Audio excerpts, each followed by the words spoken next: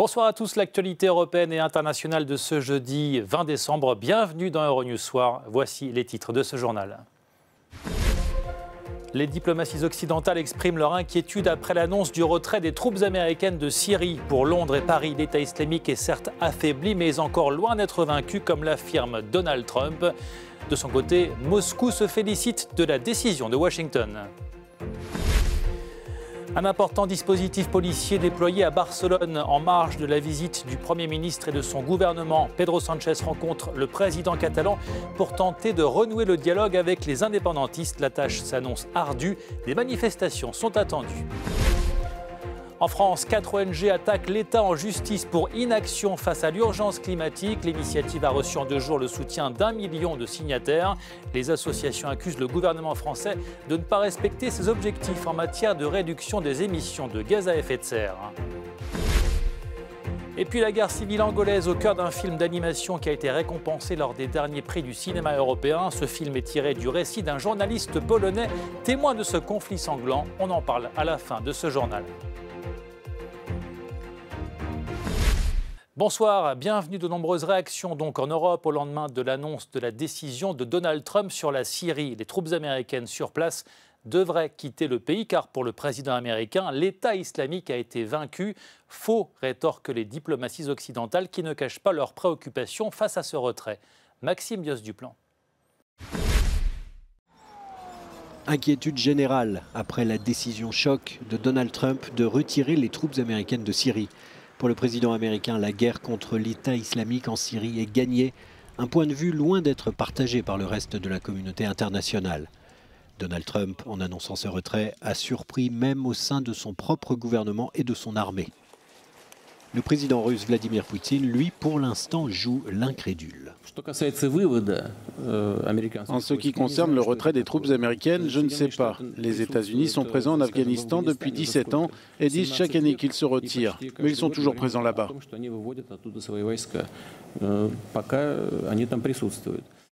Côté européen, on estime que la menace djihadiste en Syrie est loin d'être éteinte. C'est l'avis du gouvernement français qui annonce qu'il va maintenir ses 1000 soldats sur place.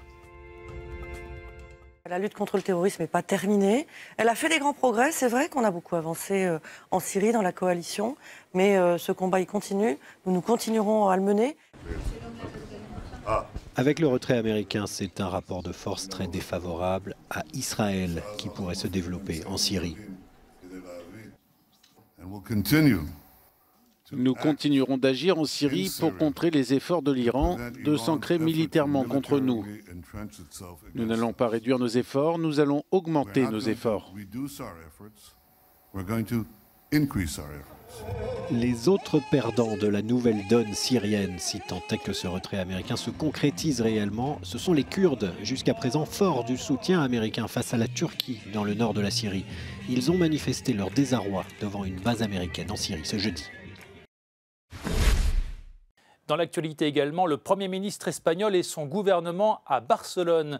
Un déplacement lourd de sens, 1 an après le référendum d'indépendance de la Catalogne et les arrestations des leaders indépendantistes. L'objectif pour Pedro Sánchez, tenter de désamorcer la crise entre Madrid et le gouvernement régional catalan. À Barcelone, de nombreux habitants voient à travers cette visite une provocation et appellent à manifester. Sandrine Delorme.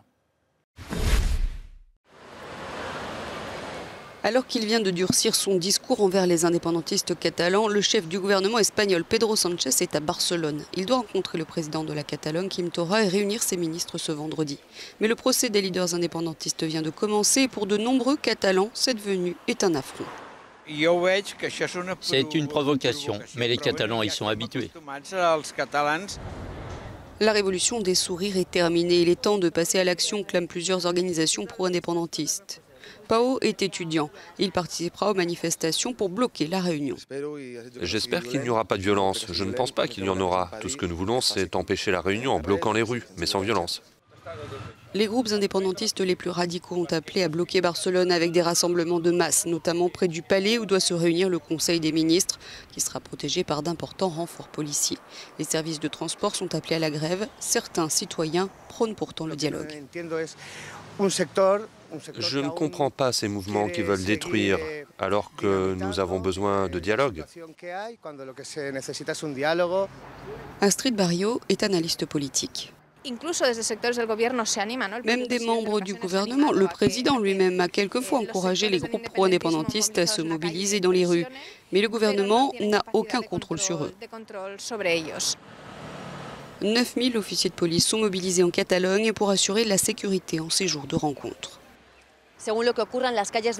En fonction de ce qui se passera dans ces rues, les deux gouvernements catalans et national vont peut-être devoir redéfinir leur stratégie politique. S'il y a des affrontements entre la police et le mouvement pro-indépendantiste, Pedro Sánchez devra décider s'il poursuit sur la voie du rapprochement ou s'il durcit encore sa ligne de conduite envers le gouvernement régional catalan. La dernière conférence sur le climat de Katowice était l'occasion pour les experts de rappeler aux pays du monde la nécessité d'intensifier leurs efforts en matière de réduction des émissions de gaz à effet de serre afin de freiner le réchauffement climatique. Des efforts jugés jusqu'ici insuffisants. Eh bien, en France, des ONG ont décidé d'aller plus loin en attaquant l'État en justice pour, je cite, « inaction face à l'urgence climatique ». Raphaël Vivant. 1 million en seulement 2 jours, c'est le nombre de signatures qu'a recueilli la pétition L'affaire du siècle. Lancée par 4 associations environnementales et soutenue par de nombreuses personnalités françaises, elle vise à contraindre l'État français à agir pour le climat. On a beaucoup réfléchi ces derniers temps. Et on va attaquer tout simplement l'État français en justice. Pour inaction face au dérèglement climatique. Les associations Greenpeace, Oxfam, la Fondation pour la Nature et l'Homme et Notre Affaire à tous ont adressé lundi une requête préalable au gouvernement. Ce dernier est accusé de ne pas respecter ses engagements pour réduire les émissions de CO2 de la France. L'État français a pris des engagements et ne les tient pas. Par ailleurs, la réalité du dérèglement climatique est documentée, on sait, on voit les conséquences, on a des témoins. Alors nous voulons agir, donc on va porter ce débat pour que la justice puisse contraindre l'État français à agir. Le gouvernement a 2 mois pour répondre à la requête des ONG.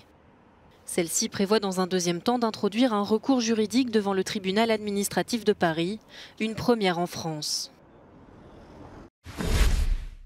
Airbus est dans le viseur de la justice américaine pour des soupçons de corruption. Une procédure judiciaire a été ouverte contre le fleuron européen de l'aéronautique qui est déjà sous le coup d'une enquête en France et en Grande-Bretagne. Airbus risque une lourde amende. Les détails avec Stéphanie Morbois.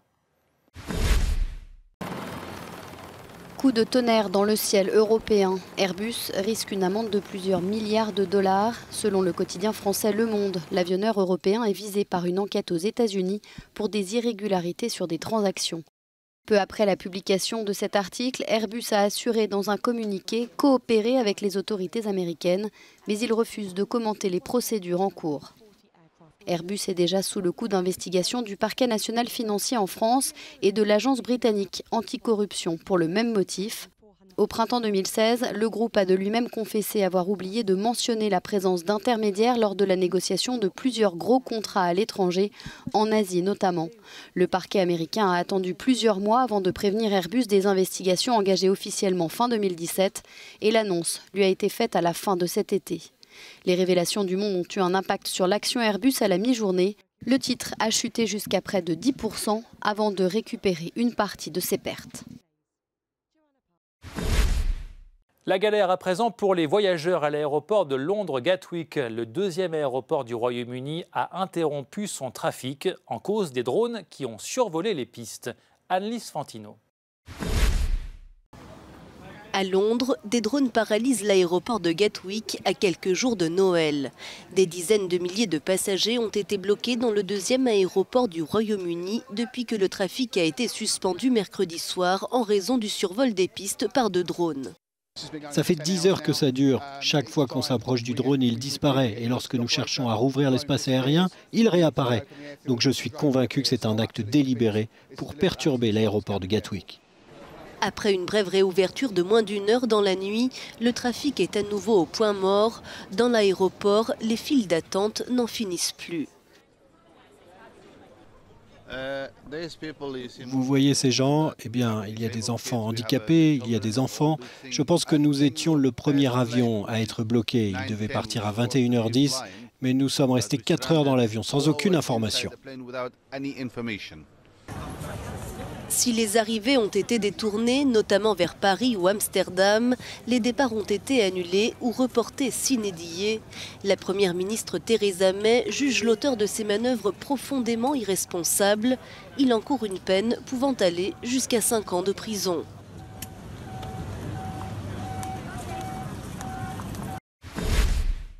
Il y a plus de 4 ans et demi, 4 personnes trouvaient la mort dans l'attentat du musée juif de Bruxelles. Le suspect numéro 1, Mehdi Nemmouche, comparaissait aujourd'hui lors d'une audience préliminaire avant l'ouverture de son procès début janvier.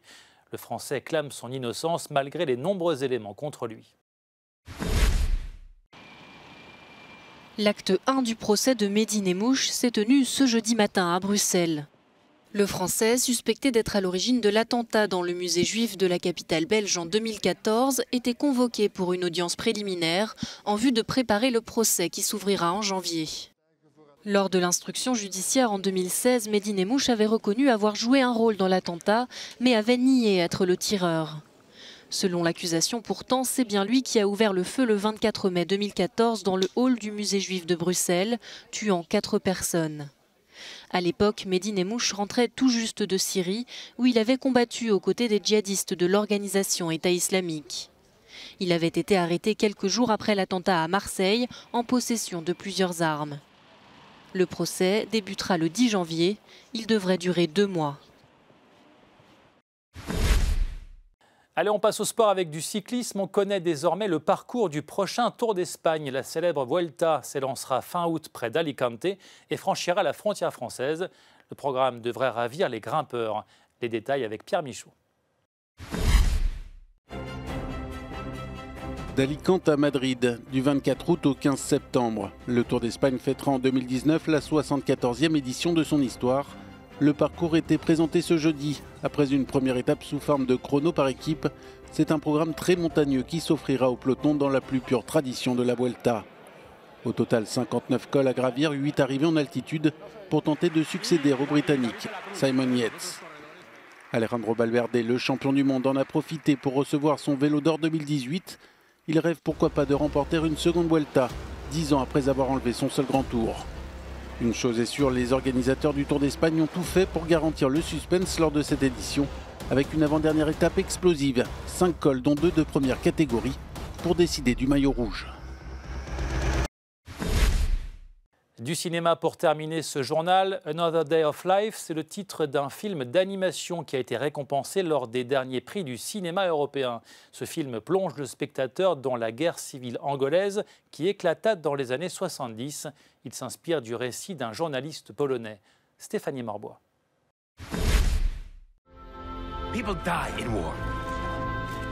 C'est un film d'animation sur la guerre civile en Angola. Another Day of Life est basé sur le récit d'un journaliste, photographe, poète et auteur polonais, Ryszard Kapuscinski. En 1975, il part de Pologne pour suivre la guerre en tant que journaliste. Il en reviendra écrivain. Ce film adapté de son roman vient de remporter le prix du cinéma européen à Séville, en Espagne. J'aimerais remercier l'Académie, bien sûr. J'aimerais remercier notre grande équipe internationale, tous ces artistes de Pologne, de Belgique, d'Espagne, de Hongrie et d'Allemagne. 500 personnes. Je vous aime, les gars. Vous êtes absolument les meilleurs. Réalisé par Raoul de la Fuente et Damian Neno, ce film est une coproduction entre plusieurs pays européens. Il a obtenu son financement au forum Cartoon Movie. Il mêle l'animation et le documentaire pour montrer la guerre de manière encore plus réaliste.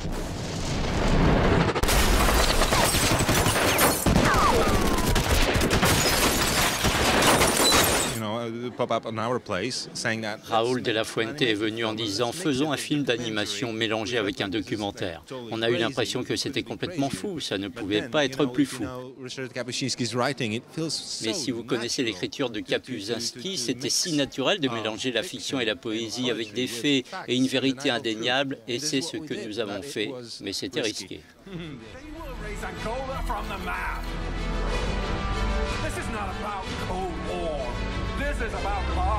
Ryszard Kapuscinski est décédé en 2007. Ce film est un vibrant hommage à son travail.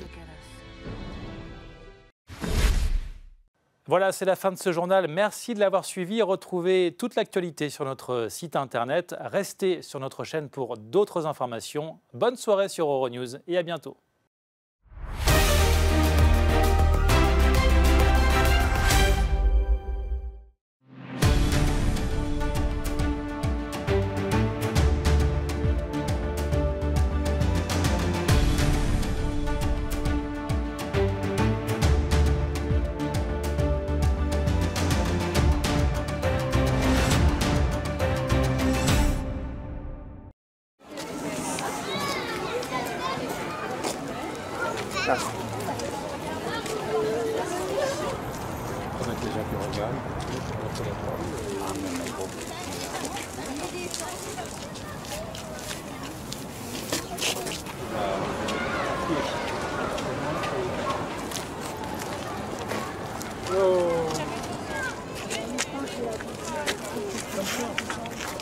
On va passer à la télé.